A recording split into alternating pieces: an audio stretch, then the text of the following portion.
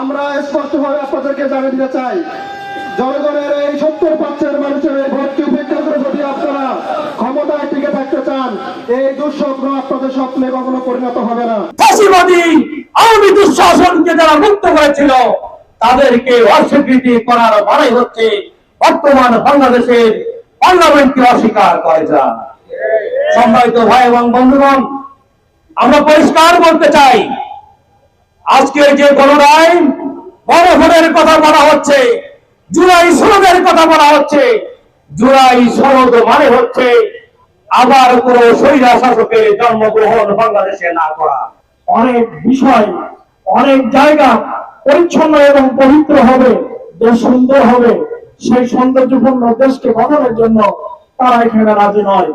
মারামারি, কাটাকাটি, চাঁদাবাজি, নিজের দলের কর্মী তার দলের কর্মীকে দিয়ে হত্যা করছে, কি বলেন, এই ধরনের চাঁদাবাজি করছে এই সরকারি দলের লোকজন, পত্র পত্রিকা বারবার আমরা নিউজ পাচ্ছি। অতএব আপনারা পরিবেশ ঘোরাতে করবেন আর আমাদের বলবেন কই জান্নাতের পরিবেশ কই, কি বলেন? আপনারা পানি ঘোরাবেন আর আমাদের বলবেন যে পানি পরিষ্কার করেন। অতএব পানি কি করে পরিষ্কার করতে হয়, ঘোলা পানিতে কি করে মাছ শিকার করতে হয়, জামাত ইসলামী এটা জানে। স্বাধীনতা অর্জন করেছে বাংলার 71-72% মানুষ, সেই জুলাই বিপ্লবের পক্ষে রায় দিয়েছে।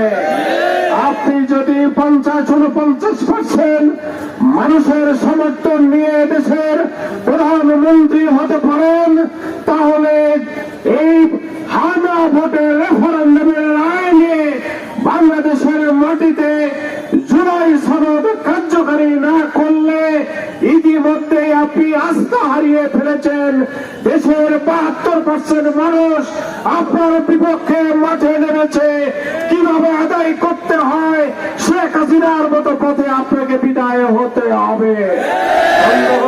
সেজন্য বলবো, তাহলে বাহানা না করে ইতিহাস থেকে সাক্ষ্য গ্রহণ করুন। 11 দলীয় ঐক্য, আমার দেশ তোমার দেশ,